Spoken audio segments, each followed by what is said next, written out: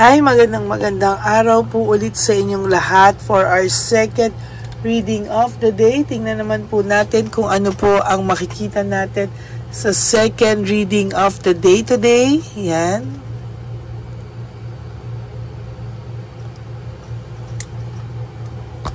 Sorry po.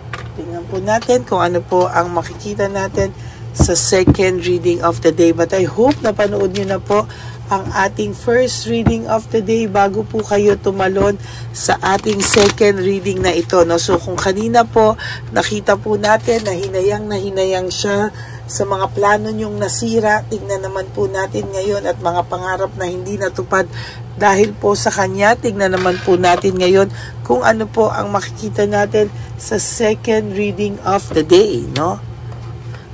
Yan. Salamat po sa lahat ng nag-report sa ating scammer. Na Lady Elena, no, I hope na wala na po siyang malokong tao, no? At wala na po siyang ma-hack na mga cellphone details nyo at personal details nyo po, no?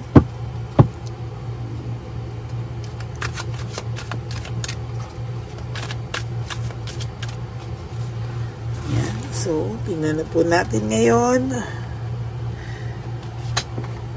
1, 2, 3, 4, 5, 6, 7, 8, 9, and 10.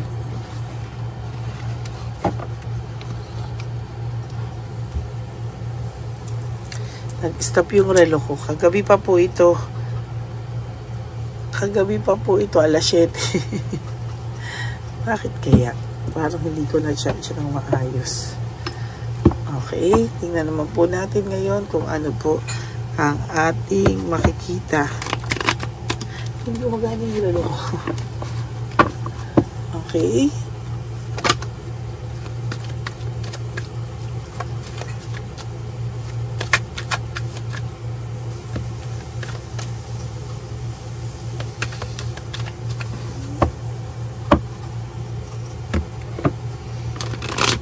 Huwag niyo po i-skip to. Dito po tayo kumukuha ng energy, no? 1, 2, 3, 4, 5, 6, 7, 8, 9, and 10.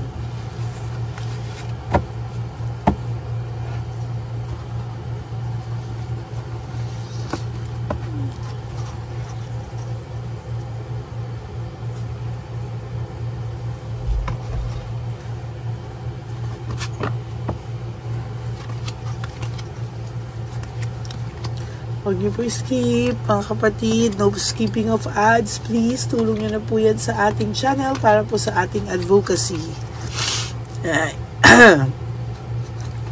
Sana po kayo po lahat ay nasa mabuting pakiramdam, mabuting lahat po talaga ngayon may sakit. Kaya mag-ingat po kayo, uso po ang sakit ngayon. Forgiveness and recovery, aray, no? Ang inyo pong second reading, ang first card nyo po is all about forgiveness and recovery. No? Sa totoo lang po, itong taong pong ito ngayon ay nangangarap na someday magkapatawaran daw po kayo at makarecover po kayo. Pero syempre, things will never be the same. Hindi po ganun kadali. No? Lalo po sa lahat po ng nagawa niya sa'yo, kailangan niya pong mag-exert ng extra effort, no? Kailangan niya po mag-exert ng extra effort at hindi po yung ikaw pa yung gagawa ng way para kayong dalawa ay magkabate, magkapatawaran.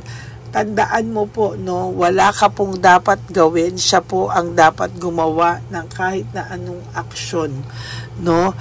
Finding peace, hindi po siya makahanap ng kanyang peace of mind. Wala po siyang peace of mind ngayon. Talaga po naiisip ka po nito araw-araw, no? Umaasa siya na someday ay magkapatawaran kayo sa isa't isa, pero dahil ngayon po wala po siya sa matinong pag-iisip, no? talagang nahihirapan po siya at gulong-gulo po siya, no? Ikaw po ay aayos, no? Ang ganda, rewards, no? Fruit of labor, meaning kung ano po yung paghihirap mo ngayon, ibibigay po at ibabalik po sa iyo ni Lord sa tamang oras at ng destiny sa tamang oras, ano? Kasi ito po ay deserve mo daw. Masyado ka na daw pong maraming pains sa buhay mo, oh? Talagang may surprise ka po, no? At sinasabi ko sa iyo, pag ito pong isang to dumating sa buhay mo, hindi po kakayanin ng ex mo na makita kang nasa iba.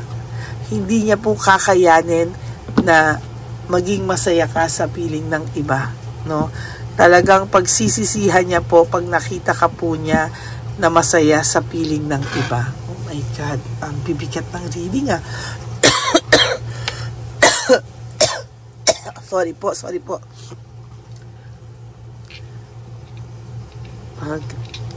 Panay siya pagsisisihan ngayong araw na to. Pagsisisihan niya talaga ang pag-iwan niya sa'yo.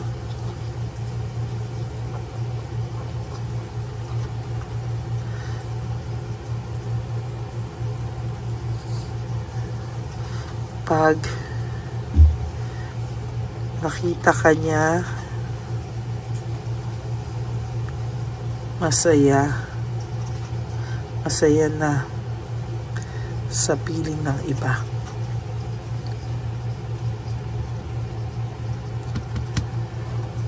Ayan, oh, talaga pong sabi ko sa inyo, hindi ka po niya kakayaning makitang masaya sa piling ng iba. Pagsisisihan niya talaga ang pag-iwan niya sa'yo pag nakita kanyang masaya na sa piling ng iba, no? Parang nasa kanya ka na kasi, no? Hawak ka na niya noon, pag-aari ka na niya ngayon. Anong ginawa niya sa'yo? Imbis na sinuklian ang pagmamahal na binigay mo, ay sinaktan ka pa po actually, no? Ngayon nahihirapan pa siyang magdesisyon. Hindi pa po siya makapagdesisyon kung paano ka po niya i-approach, kung paano ka po niya lalapitan, no? Very, very difficult decision para sa kanya, no? Hindi niya po alam kung paano, no? Excess pride, no? Dahil po sa pride, no? Sinagot na naman tayo ng baraha.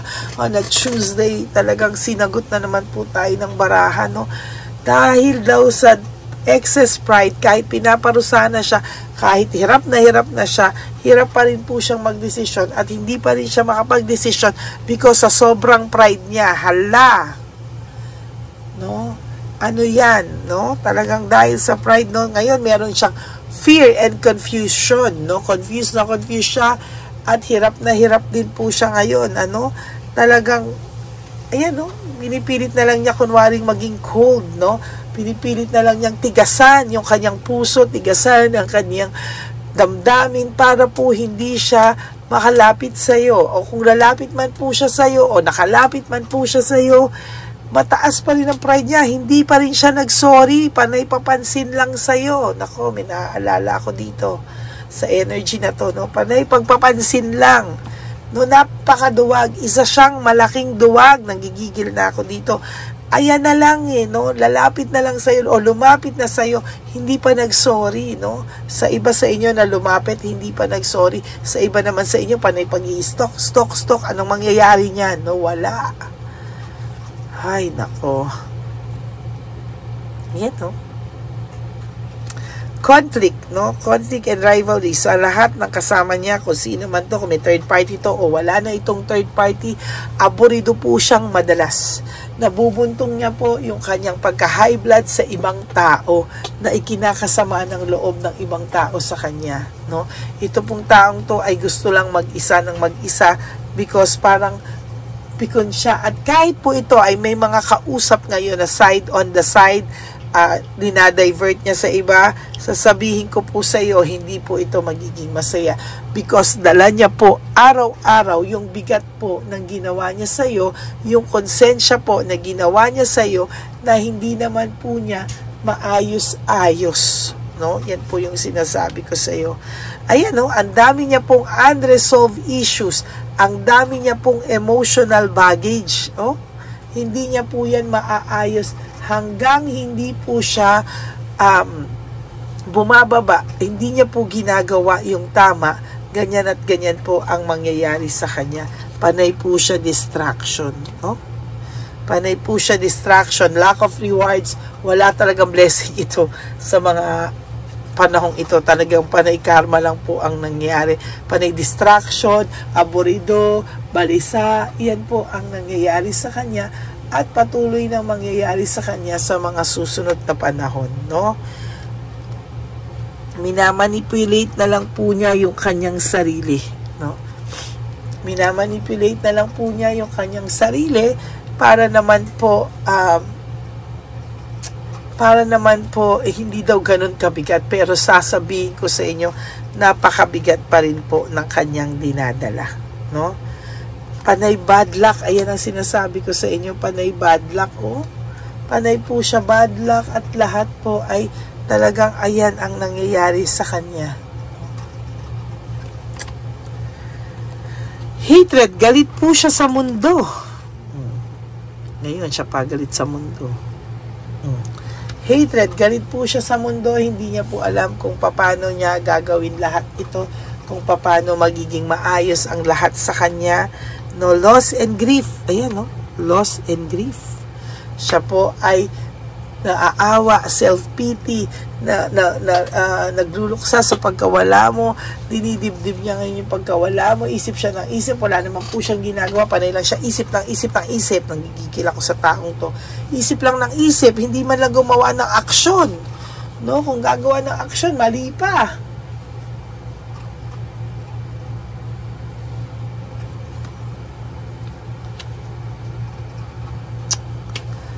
Ayan, no? Growth, looking ahead, no? Hanggang kailan daw po ba siya ganyan? Hanggang kailan daw ba siya makakaramdam ng too much pain, no? Ngayon siya pa yung nalulungkot. Kailan daw ba siya, hanggang kailan daw ba siya makakaramdam ng too much pain, etc., etc. Ayan, oh. Searching for purpose, no? Nahihirapan siya, hindi niya alam kung ano kanyang gagawin. Yan po, oh. Indecisive, laging lumalabas yung indecisive na yan, laging lumalabas yan, at talagang hindi siya makapag-desisyon. Talaga to, masama na talaga pakiramdam ko, masakit na naman ako, high blood pa din ako, hindi po siya makapag-desisyon, mga kapatid, hanggang ngayon. Anong ilang taong ka na ba, tumanda ka na ng ganyan, hindi ka pa rin makapag-desisyon sa buhay mo, no? Sa totoo lang, ayan, no, hindi po siya makapag-desisyon at wala po siyang lakas ng loob mag-desisyon, no? Wala po siyang lakas ng loob mag-desisyon. Kaya siya panay anxiety, trauma, hopelessness, wala pa siya, para siyang nawawala na daw po ng pag-asa, no?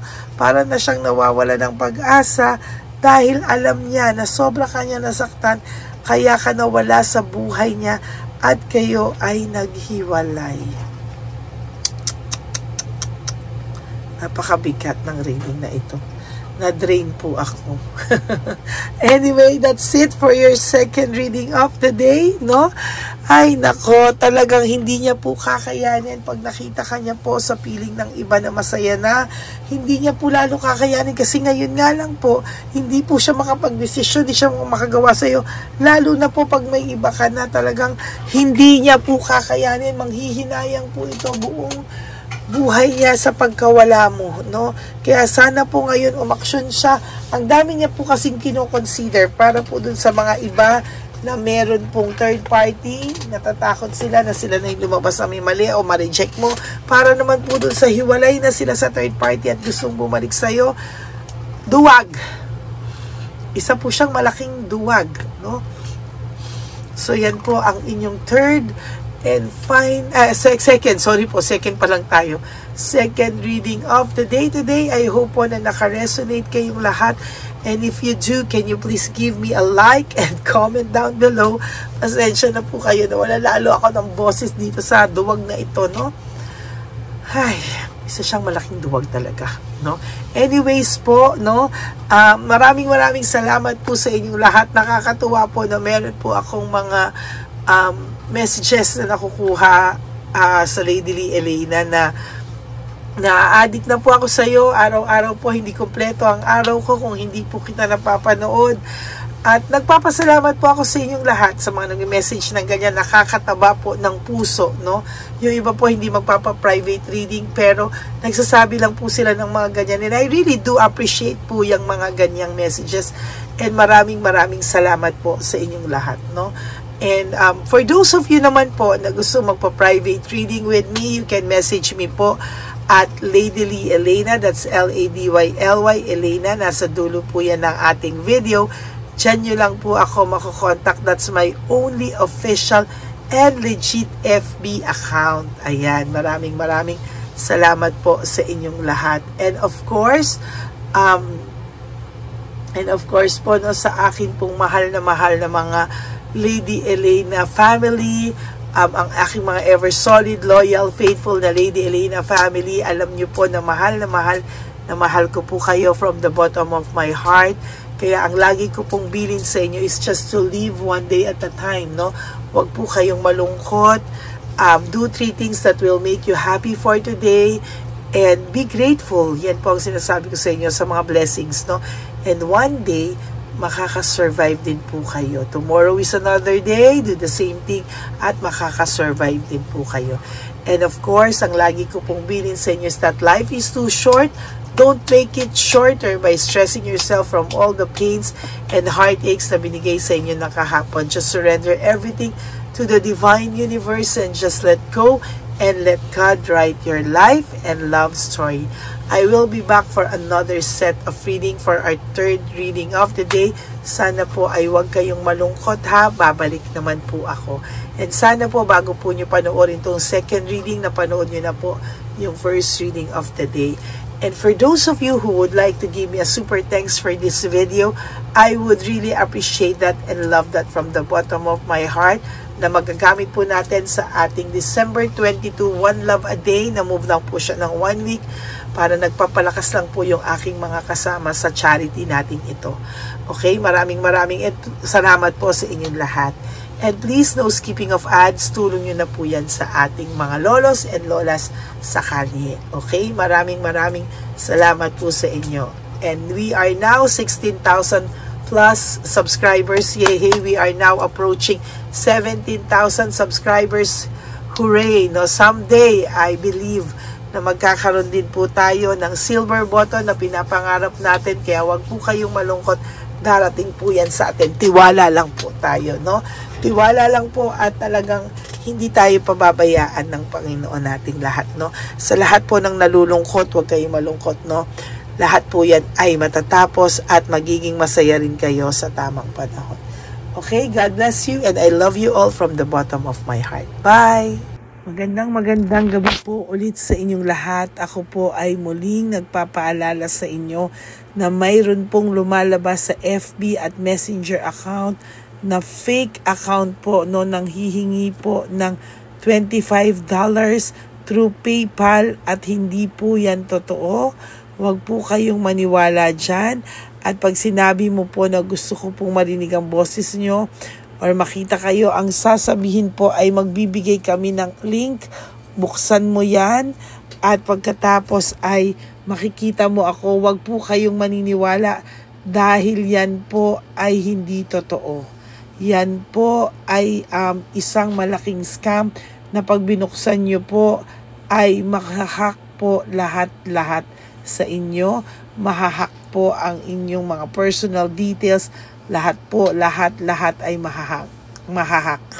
Ako po ay nalulungkot na ito po ay nangyari, ngunit sa talagang may mga tao pong masasama at may mga tao po talagang hindi makatiis na hindi gumawa ng masama sa ibang tao.